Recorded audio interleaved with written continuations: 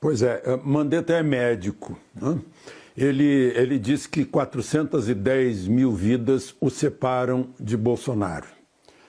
Ele deve estar pensando que todos nós sofremos de anencefalia, né? Que não temos cérebro para pensar. Foi chocante essa frase. Ele é 0 e o Bolsonaro é 410 mil. Parece ser uma questão de caráter, né?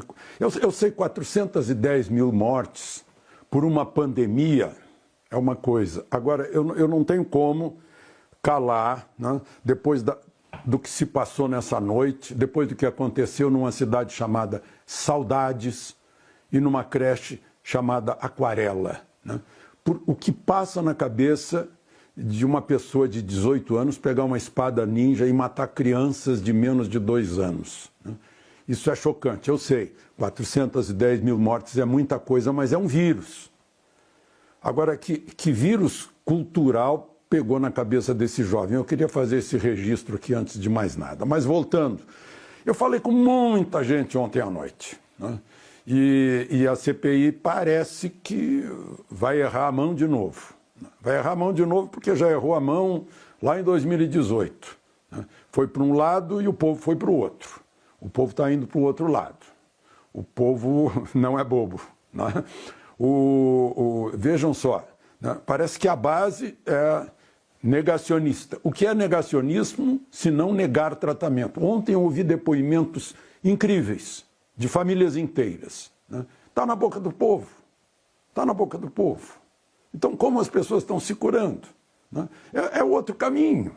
É outro Brasil, é outro mundo, é outra realidade. Né?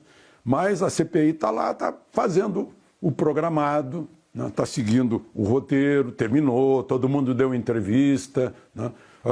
Renan Calheiros condenando o presidente Aziz condenando o presidente.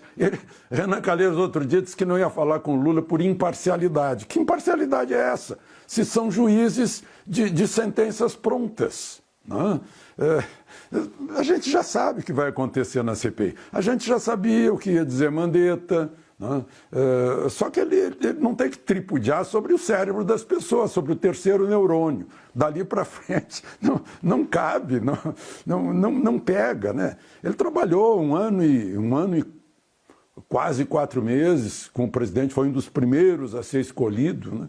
Normalmente, quando a gente veste a camisa, trabalha em determinado lugar, depois que a gente sai, o meu avô me ensinou, a gente não fala mal do anterior, né? Mas ele lavou as mãos como Pilatos, não tem nada a ver, realmente tem razão. Ele estava numa época em que não se conhecia ainda os meios para combater essa doença, né? Não havia disponibilidade de vacina, não tinha um problema de distribuir vacina, não se sabia o que fazer, então para todo mundo em casa. Tem razão, ele não tem essa responsabilidade que alguns queiram atribuir a ele, porque não se conhecia, né? Então, é isso, vai andando, né? A CPI vai cumprir o seu objetivo, né? Que todo mundo sabe qual é. Colombo? Alexandre, a gente mostrou aí então um trecho em que o ex-ministro Mandetta faz ataques, não é, ao presidente Jair Bolsonaro, mas houve momentos também em que ele foi perguntado por senadores sobre momentos que são questionados sobre a gestão dele como ministro da Saúde, né? Ele falou sobre a decisão de não suspender o Carnaval de 2020, né? Diz que naquele momento a OMS ainda não tinha declarado pandemia. Ele foi questionado sobre aquela frase que virou uma espécie de símbolo. Aliás, ontem o presidente Jair Bolsonaro usou a frase com apoiadores, né? Falou, o Mandetta, aquele que mandava ficar em casa, ele se justificou, dizendo por que orientava as pessoas a só procurarem um hospital com febre alta ou com desconforto para respirar. Enfim, foram alguns momentos. Ele respondeu sobre testagem também lenta, né, naquele período, início da pandemia. Questionamentos que até hoje são feitos ao desempenho dele como ministro da Saúde naquele período. Você considerou as respostas dele satisfatórias sobre essas dúvidas a respeito do desempenho dele como ministro da Saúde, Alexandre? Olha, o próprio senador Girão, que foi o que fez as melhores perguntas, considerou satisfatórias. Eu também considero satisfatórias, né? Porque é aquilo que eu disse, naquele tempo era assim, né? Agora, convenhamos, ele teve um poder incrível. Já imaginou o ministro que dê briefing, que tem uma audiência enorme todas as tardes, por um tempo enorme, todos os dias? Que poder! Ontem ele voltou a esse briefing de 7 horas, né? Ele tinha muito poder. Então, talvez ele pudesse usar esse poder para convencer o presidente de alguma coisa, o presidente tentava convencê-lo de outra. O principal choque era quarentena vertical ou horizontal, ou para todo mundo ou para só quem tem comorbidade, quem é mais, quem está mais vulnerável, quem tem mais idade, né? Quem tem sintomas que fique na quarentena, né? Para preservar a renda. Era a posição do presidente. A posição dele era outra, não, vamos parar tudo, né? Aí fica aquela coisa assim, eu ouço desde 15 anos de idade, os carimbos que se põem nas pessoas. Negacionista. O que é negacionismo? Para mim é negar o tratamento. Isso é negacionismo, porque eu vejo todos os dias o triunfo da vida sobre a morte. O triunfo da vida sobre a doença, né? Então, outra coisa, genocídio, pois é, quem faz o negacionismo é genocida, quem não trata é genocida e dá tantas mortes. São pontos de vista de quem está vendo a realidade. Eu estou vendo a realidade todos os dias. O que é verdade científica? O que é verdade científica nessa doença nova? É raro verdade científica. Ele foi lá com a bula, eu estou aqui com a bula da dipirona, que eu já li aqui, e a bula da ivermectina, por exemplo. Meu Deus, a bula da dipirona é assustadora. Qualquer médico recomenda a seu paciente não leia a bula, né? Então, naquele momento, o Mandetta agiu como deveria ter agido, né? E o Mandetta e suas relações com o presidente, que acabaram não dando certo. Que eu mencionei isso, estourou quando o Mandetta foi procurar Dória, né, que aí não dava mais. Aí estava Dória batendo, presidente batendo em Dória, Dória batendo no presidente, aí um ministro da confiança do presidente, que é cargo de confiança, vai conversar com, digamos, adversário, e aí entornou o caldo, né?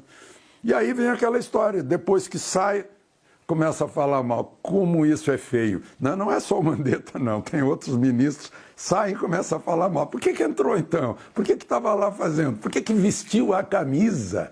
Isso é uma questão de lealdade, princípio. Bom, durante o depoimento, o ministro Mandetta disse que enviou uma carta, quando ainda era ministro da Saúde, ao presidente Jair Bolsonaro, para alertar o presidente sobre os riscos da pandemia. Nós temos imagens da carta, que tem 3 páginas, e foi enviada no dia 28 de março de 2020. Ou seja, Mandetta ainda era ministro. Ele foi demitido no dia 16 de abril de 2020, né? 20 dias antes da saída do cargo. Na carta, Mandetta relata ter participado de reuniões com a Organização Mundial da Saúde e com a Organização Pan-Americana da Saúde. E que nessas reuniões foi possível constatar, verificar a possibilidade de colapso dos sistemas de saúde. E que isso indicava a necessidade de medidas que evitassem o aumento de casos de média e alta complexidade, ou seja, aqueles casos em que a pessoa tem de procurar um hospital, muitas vezes tem de permanecer internada. Segundo o ministro, as orientações e as recomendações não receberam apoio do governo Bolsonaro, embora estivessem embasadas por especialistas e autoridades em saúde. Mandetta, então, em outro trecho da carta, recomenda que a presidência reveja o posicionamento sobre a pandemia, sob o risco de gerar gravíssimas consequências à saúde da população. Nós, desde ontem, no momento em que o ex-ministro Mandetta tornou pública essa carta, entramos em contato com o Planalto, pedimos à Secretaria de Comunicação do Governo uma posição sobre a carta, se o presidente a recebeu, leu, se achou conveniente ou não seguir as recomendações, e continuamos esperando uma resposta. Alexandre, queria que você falasse um pouquinho sobre esses alertas feitos pelo ex-ministro Mandetta, ainda na condição de ministro da Saúde, que, segundo ele, não foram aceitos pelo presidente da República, Jair Bolsonaro, e se isso pode, eventualmente, lá no futuro, desde comprovado o teor da carta, o envio da carta, ser utilizado como uma prova, provavelmente, possivelmente, contra o presidente Bolsonaro. Bom, não vejo por que seja uma prova contra, né? Se fosse foi uma carta fazendo sugestões. Mas eu vou pedir emprestado um pouquinho o estilo do Sidney, que toma assim retalhos da vida cotidiana, né? Isso acontece com marido e mulher quando o diálogo acaba. Estão discutindo, vai diálogo, aí lá pelas tantas, silêncio. Aí vem uma carta. Um dos cônjuges manda uma carta para o outro, botando todas as queixas ali ou a tentativa de reatamento. O Mandetta provavelmente percebeu que a relação estava se enfraquecendo, né, naquela altura, e aí pôs numa carta para se proteger, né, já que os diálogos entre eles não ficam registrados. Agora, eu responderia o seguinte, se fosse uma carta para mim, alguém que vem me dizer assim, olha, eu falei com a OMS, com a OPAS, eu acho que a gente tem que adotar medidas para evitar a crise nos hospitais. Aí eu perguntaria assim, e você já falou com os brasileiros? Você vai olhar para o exterior para saber da situação nos hospitais brasileiros? Você já falou com os prefeitos, com os secretários de saúde dos estados para saber qual é a situação? Como é que está a situação, né? O que é recomendável, né? E de qualquer maneira, o Supremo ainda não tinha se intrometido, mas a gente sabe que o ministro da Saúde não tem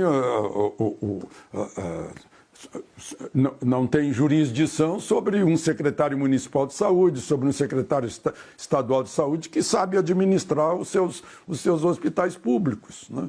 Então eu não vejo assim que essa carta é um marco, sim, mas não chega a ser um documento divisor de águas, não.